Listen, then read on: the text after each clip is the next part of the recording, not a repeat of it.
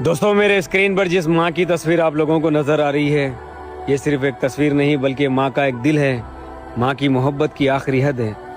दोस्तों, जबलपुर के डैम में पानी का क्रूज डूब जाता है जिसमें कहीं लोग थे। बहुत सारे लोग पानी में गिर जाते हैं और साथ में एक माँ, उसका बेटा भी गिर जाता है।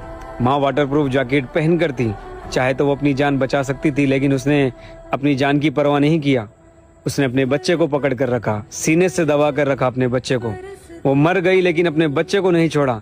लोगों ने कहा, रस्सी भी दिया उस माँ को कि रस्सी पकड़ कर ऊपर आ जाओ, लेकिन उसने रस्सी को नहीं पकड़ा बल्कि अपने बच्चे को पकड़ा।